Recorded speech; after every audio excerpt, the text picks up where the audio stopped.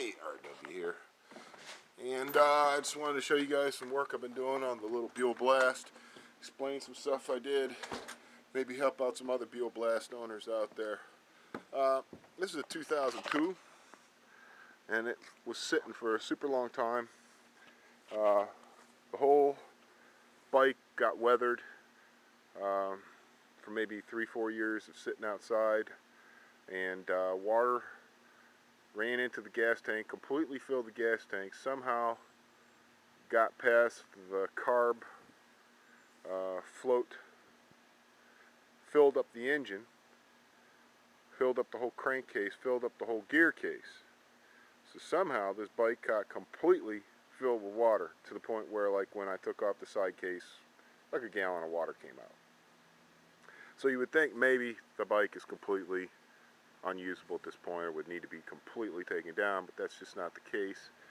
What I did was I completely evacuated all the water, left all the covers off, the sides and everything, so that I could get all that out. Now, this is a dry sump motorcycle, which means that it does not normally store a reserve of oil in the engine case. It stores it in the frame and an oil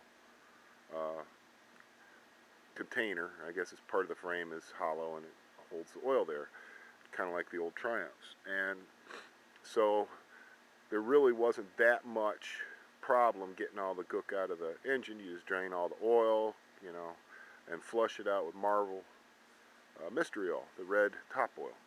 And I just did that until it was completely just oil coming out. And of course I washed down the whole transmission and everything, and with brake cleaner, which leaves no residue, and then ran that with some Marvel mystery oil, and then drained that out, and then put in the proper Formula Plus, which goes in the gearbox. Okay, so that was one problem. The other problem is that, of course, all the parts corrode, and one of the worst things that corrodes on a motorcycle is the carburetor, because it's made of a kind of a zinc pot metal. It gets fuzzy.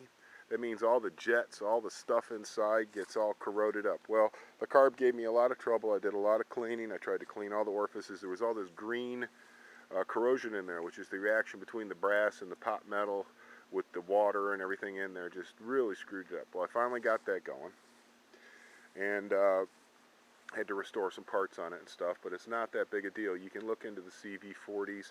There's a ton of information on the canned CV40s because Harley's been using them for ages, decades.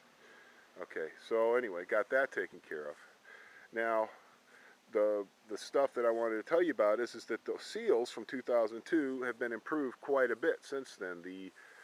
Basically the rocker box gasket. I'm not really sure how easy it's going to be for you guys to see the rocker box. It's the shiny part that's on top of, I don't know, you can just get a glimpse of it from the front, basically. This part here, okay, this and this, it's a two-part assembly. It goes on top of the head, and it holds the rocker arms and stuff like that.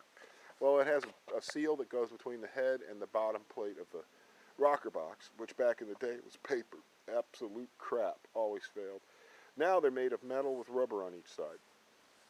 And you can get them at your Harley dealer still. It's the same as the Sportster. That is your main seal that fails. Then there's a rubber O-ring and another rubber O-ring that's for the lid of the rocker box, which isn't really that hard to get at, but it requires a little effort. And what happens is that you either have to take the whole engine out to get at it, which is ridiculous because there's the wiring harness and all the cables and everything, or you can just lower the engine enough to get underneath here. You take the seat, the tank off so you can see where the frame goes up over the engine, and then you lower the engine by releasing, this is the front engine mount right here. It's like a big metal plate with rubber discs, and it's held with 2 bolts. So you can lower it by just undoing these bolts until you've only got like 3 threads left holding the engine up. And that makes the engine, once you've undone the little brace, there's a little brace there, and there's another one which is hidden by the tank up there. You undo those and you can lower the engine down just enough to get a wrench in there and get the rocker box cover off. Then you just clean it up real good, put it back together, and put it back together. So it's kind of simple, but it's kind of involved. The hardest part is reaching into these tight little spaces with the engine still installed. I'm sure if you went to the Harley dealership, they may figure out a way to do it differently, like take the whole engine out or whatever. So that's basically the kind of things that I had to do to keep this bike on the road. First of all, I had to restore it, had to replace all the brakes, full new front brake, pumped out the juice in the back brake. It was still working good, so I kept it, but the front brake was done. So that's a whole new caliper, whole new master cylinder, all that stuff. And the basic engine and transmission itself is fine. It just needed to get all the water out of it. And the carb required quite a bit of work. I've worked and worked on the carb, finally gotten it. And this is an RU-0800 K&N filter, which just happens to fit on this Pro Buell elbow. You can't get these, you can't find these. These were just a part that they made back in 2002, 2003, and they stopped. And of course the Buell Blast itself is completely obsolete, has been obsolete for a long time. So finding parts for it that aren't Sportster parts can be a problem.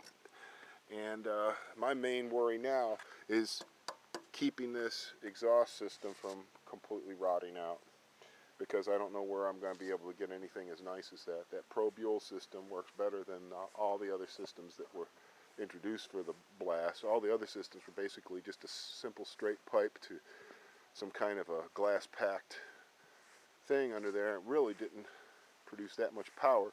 This actually produces more power, this system, because it has the longer tube. As you can see, the way that it's got the bend in it and everything, well, that's all in there to give the gases enough time to do what they got to do to get the right charge going into the cylinder and everything. So just a little bit on the Buell Blast. Rocker box leak, you can cure it without taking the engine out.